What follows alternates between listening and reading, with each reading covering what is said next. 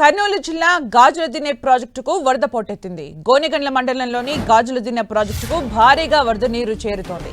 Project సామర్థ్యం 4.5 టీఎంసీలు కాగా ప్రస్తుతం 3.5 టీఎంసీల నీటి మట్టం ఉంది. మరో 2 సెంటీమీటర్ల నీరు చేరితే ప్రాజెక్టు గేట్లు ఎత్తే అవకాశం ఉంది. దిగువన ఉండే రైతులు, ప్రజలు అప్రమత్తంగా ఉండాలని అధికారులు సూచించారు.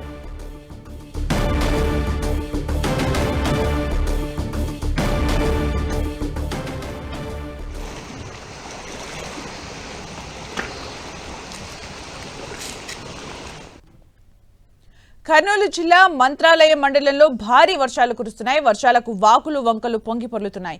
మంత్రాలయం సమీపంలోని దరువంపు వాగులో ఆర్టీసీ బస్సు చిక్కుకుంది. బస్ డ్రైవర్, కండక్టర్, ప్రయాణికుడు ఈ ఘటన నుంచి క్షేమంగా బయటపడ్డారు. వర్షాల కారణంగా నాగలదిన్నె, కర్నూలు, ఐజా ప్రాంతాల్లో రాకపోకలకు తీవ్ర అంతరాయం ఏర్పడింది.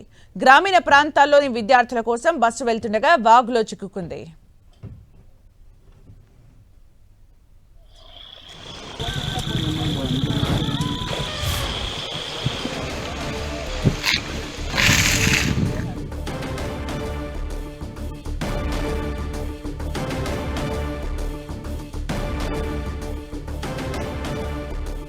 కర్నూలు జిల్లా మంత్రాలయం మండలంలో భారీ వర్షాలు కురుస్తున్నాయి.